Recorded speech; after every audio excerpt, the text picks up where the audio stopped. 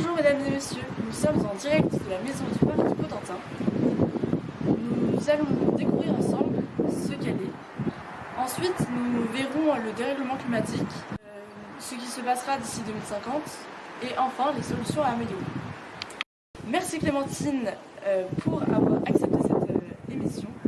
Je vais vous passer la parole. Merci Ambly. Le parc naturel des Marais du Cotentin a été créé en 1991. Il s'étend sur 150 000 hectares, dont 30 000 hectares de marais. Il fait partie des 59 parcs naturels de France. Leur but étant de protéger la faune et la flore, le territoire du Cotentin étant majoritairement agricole, malgré la grande superficie des marais. Les portes à flot ont été installées en 1826. Elles ont été créées pour que la mer ne remonte plus dans les marais. Le système de vannage régule l'eau en fonction des saisons. Par exemple, la blanchie et l'inondation des eaux dans les marais pendant l'hiver. Le pâturage permet aussi l'entretien des marais. Cependant, l'évolution des climats et la hausse du niveau marin pourraient rendre les portes à flot moins efficaces, sans parler d'une éventuelle rupture d'ouvrage.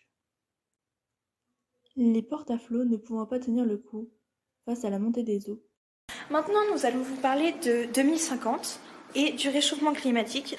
Le réchauffement climatique fait que l'eau des mers augmente et relie le marais, qui est composé d'eau douce, à la mer, qui est composée d'eau salée. Ce graphique retrace l'évolution du niveau de 1850 jusqu'à 2100. On peut voir qu'il y a un pic.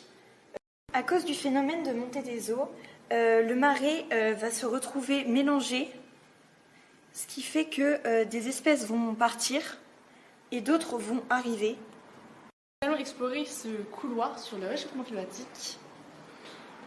Donc, comme disait Clémentine, la mer monte. Donc la dilatation de l'eau et plus la fonte de glace font qu'il y a une élévation du niveau des mers. Maintenant, marcher dans le couloir. Donc, comme nous pouvons le voir, le changement de température depuis la période de pré-industriel a augmenté de 1880 à 2020. À cause de la pollution, l'atmosphère se réchauffe.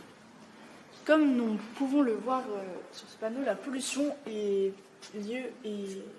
en particulier causée à cause des voitures, donc de l'agriculture, des procédés industriels et, le moins important, la fonte de l'aluminium, réfrigération, etc. Maintenant, la dernière partie est l'une des plus importantes, les solutions. Une des solutions à attirer notre œil, en particulier celle-ci, la plantation d'arbres résistants à la chaleur vis-à-vis du réchauffement climatique. Malheureusement, les arbres vont mourir puisque, comme le disait Ombline tout à l'heure, l'atmosphère se réchauffe. Il y a d'autres solutions comme rénover pour économiser de l'énergie.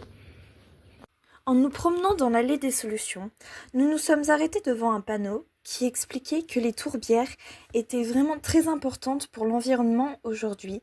En effet, les tourbières sont un incroyable stock de carbone.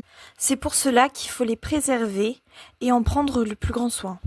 Pendant notre visite de la maison du parc des Marais du Cotentin, nous avons enregistré une interview d'un spécialiste sur le réchauffement climatique.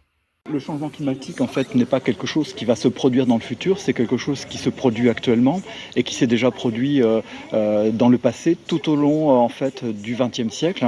On va dire que depuis la révolution industrielle, milieu du XIXe siècle, la température du globe est en train de s'échauffer progressivement. Pour ce qui concerne le département de la Manche, nos thermomètres nous indiquent en fait qu'on a déjà pris, nos mesures thermiques nous montrent qu'on a déjà pris en gros 1 degré et donc que notre avenir est en fait à une élévation relativement forte si on n'arrive pas à contenir en fait ces émissions de gaz à effet de serre. La fréquence et l'intensité des pluies sont vraiment dans la Alors s'adapter maintenant localement, c'est diminuer notre consommation en eau.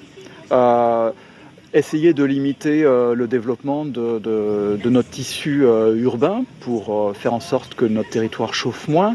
C'est modifier nos pratiques agricoles, trouver des graines, des espèces adaptées d'une part au sel peut-être sur certaines parties du territoire, d'autre part des espèces adaptées à une chaleur plus importante, des espèces moins consommatrices en eau, donc il va falloir fournir des efforts au niveau notamment de notre production agricole.